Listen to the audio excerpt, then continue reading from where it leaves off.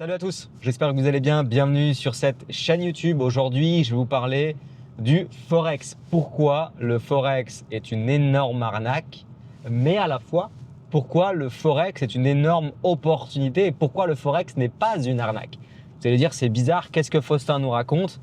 En fait, c'est simple, c'est qu'il y a deux mondes. Il y a le monde du Forex où c'est des gros scams et il y a le monde du Forex où c'est un marché qui est hyper intéressant. D'ailleurs, le premier marché, après, celui des taux d'intérêt. Et donc, sachant que je trade les marchés financiers depuis pas mal de temps, plus de 10 ans, 13 ans pour être exact.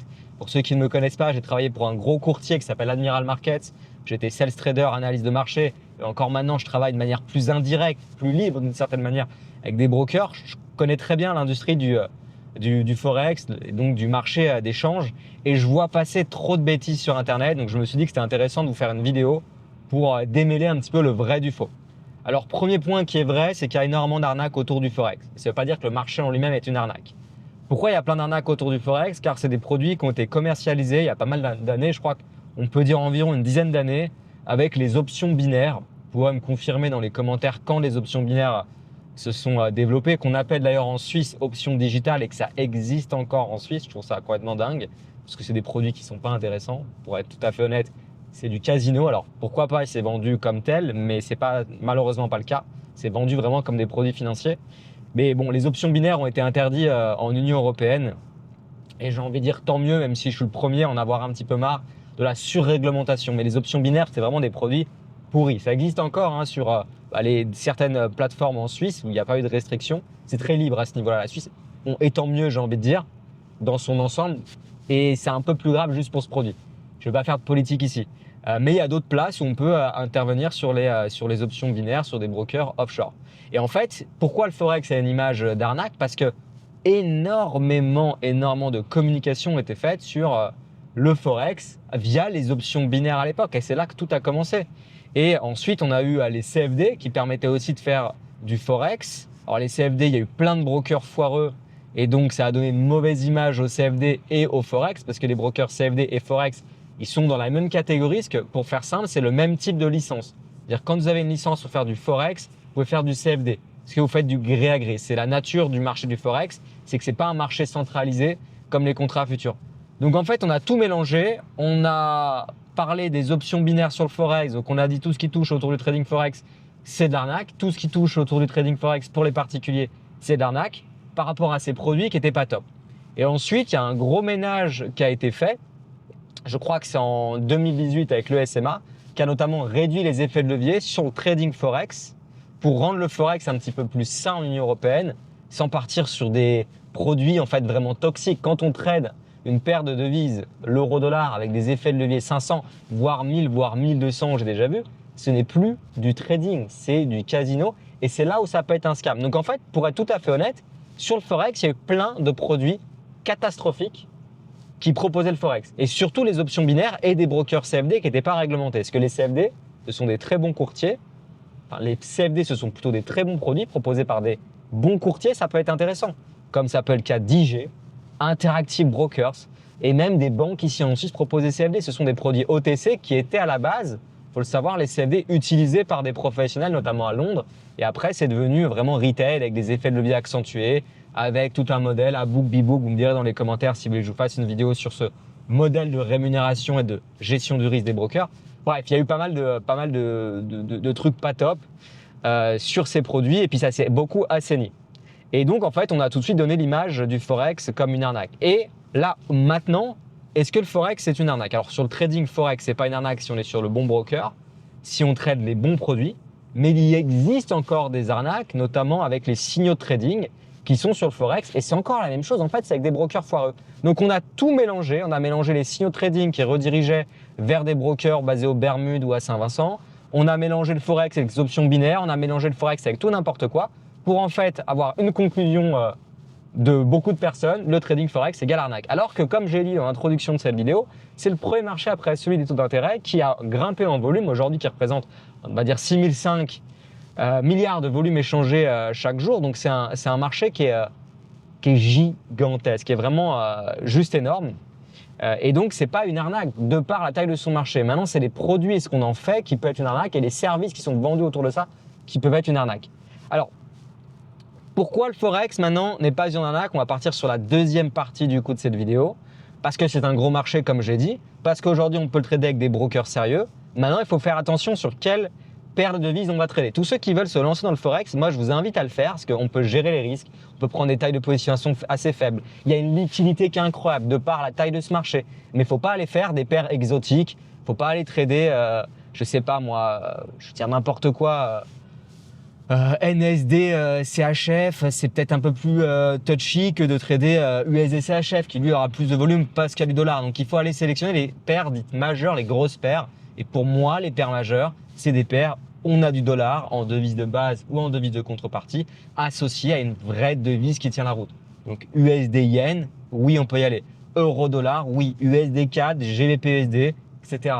Euro CHF, c'est moins intéressant tout de suite parce qu'on n'a pas de dollar, même si ça reste des grosses devises. Donc toujours des choses à faire quand on a de l'expérience, mais au début, si vous faites du Forex et évitez les mauvaises conditions de trading, allez tout simplement sur des brokers qui tiennent la route en fait. Et sur des produits, encore une fois, je me répète, où il y a un certain volume. Okay, donc c'est les deux qui vont ensemble. Ensuite, maintenant, pour rentrer plus dans les détails sur comment les pros vont trader le Forex.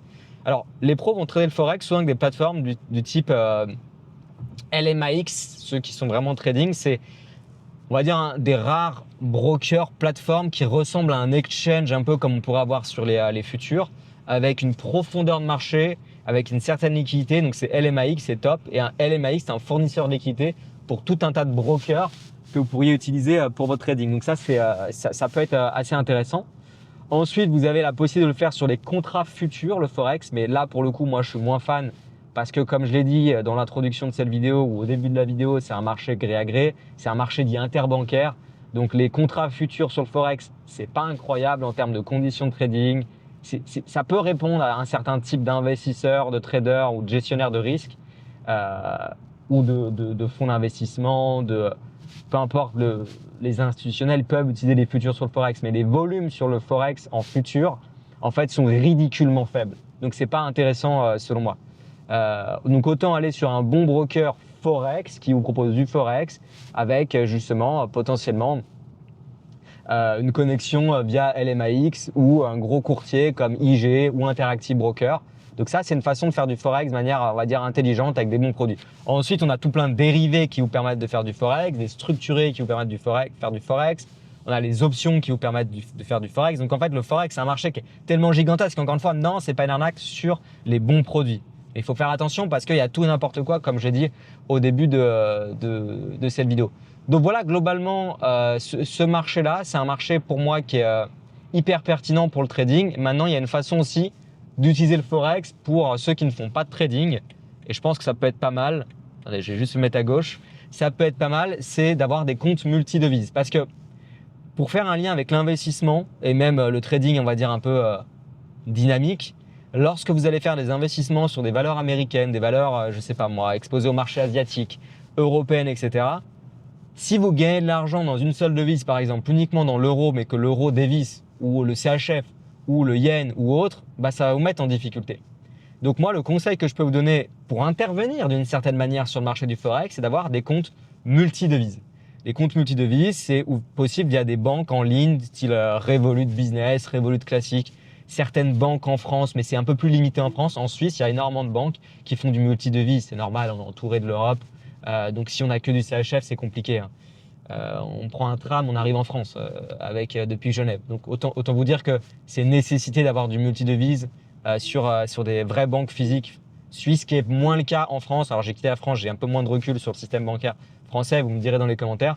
Mais n'hésitez pas à passer par soit des brokers qui vous permettent d'avoir plusieurs devises, ou soit des banques en ligne qui vous permettent d'avoir plusieurs devises, ou des banques privées ou des banques un peu plus sophistiquées qui vous permettent d'avoir du multi-devise. Et c'est pareil pour vos investissements sur le broker. Désolé, je parle de banque, mais attendez, je suis un léger excès de vitesse, énormément de radar ici en Suisse. Donc vraiment, gardez en tête l'importance du multi-devise, non pas pour le trading, mais pour vos investissements, pour avoir en fait des billes dans plusieurs régions du monde d'une certaine manière. Ça se fait via justement le marché d'échange.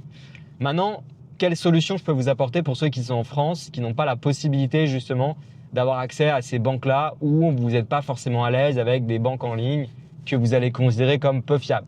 Je ne suis pas d'accord avec ça. Revolut, c'est gigantesque, je trouve que c'est bien. mais on peut voilà, se dire il y a des risques de blocage. On l'a vu avec N26, Revolut Business, Revolut et autres. C'est déjà arrivé, Wise et toutes les boîtes en fait qui font du change, qui ne sont pas des banques, on va dire, physiques. Il y a une solution alternative qui est pas mal. C'est en l'occurrence Swissquote en Suisse. Alors, j'ai pas le lien d'affiliation. Alors, pour le trading, ça peut être OK. Ça va dépendre de ce que vous faites. Mais c'est surtout bien avec un compte d'épargne où vous allez pouvoir mettre de l'argent sur plusieurs devises. Et donc, ça permet aussi de sécuriser un petit peu votre épargne, même vos investissements du change. Pour ceux qui ne souhaitent pas du tout investir en bourse, ça peut être pas mal. Et ceux qui souhaitent investir en bourse, vous avez votre multidevise sur votre broker. Mais voilà, le Forex, c'est valable sur tout un tas d'activités, on va dire. Je ne sais pas si je m'exprime très bien, mais dans les entreprises, on fait du change. Lorsqu'on fait des investissements, on fait du change. Lorsqu'on investit sur les ES, on fait du change. En fait, le Forex, il est présent partout, quoi qu'on en dise. Donc, ce n'est pas une arnaque. Encore une fois, c'est ce qui en est fait. Et oui, je suis quand même d'accord pour dire qu'il y a plein d'arnaques autour du Forex, mais ce sont des produits qui sont catastrophiques, ce sont des services qui sont catastrophiques. Et à un moment donné aussi, pour éviter de tomber dans ces arnaques, il faut arrêter de tomber dans… Enfin, il faut comprendre que quand c'est trop beau pour être vrai, c'est tout simplement que ce n'est pas vrai. Voilà, c'était ma première vidéo pour faire un petit point sur le marché du Forex, qui est un marché du coup hyper intéressant. Pour ceux qui souhaitent aller plus loin, vous avez des liens dans la description de cette vidéo, quoique c'est la première vidéo que je sors sur cette chaîne. Je ne sais pas si j'ai encore le droit de mettre des liens dans la description. Mais en tout cas, voilà, checkez la description, on ne sait jamais. Mettez-moi un max de likes, abonnez-vous. Et surtout sur cette chaîne, vous l'avez compris, je suis beaucoup plus libre que sur la chaîne UGK Trading, où on est 50 000, où je suis très dépendant de l'algorithme. Sur cette chaîne, c'est une nouvelle chaîne. Donc je peux, entre guillemets, bombarder tout un tas de sujets qui seront peut-être un peu moins populaires, mais qui peuvent plaire à certains. Donc vous me le dites dans les commentaires s'il y a un sujet qui vous intéresse, des questions à me poser. Je réponds bien volontiers, que ce soit dans la voiture ou dans mon bureau. Ici, j'optimise mon temps. Et j'espère en tout cas que j'ai pu répondre à cette question sur le marché du Forex. Donc envoyez et partagez cette vidéo à des gens qui vous disent le Forex c'est de l'arnaque. Premier marché après celui des taux d'intérêt en termes de volume. 6500 milliards daily en dollars. Donc c'est un marché qui peut être intéressant, mais on reste évidemment vigilant. Et bah écoutez, je vous souhaite une bonne journée. Allez, à plus tard. Ciao, ciao.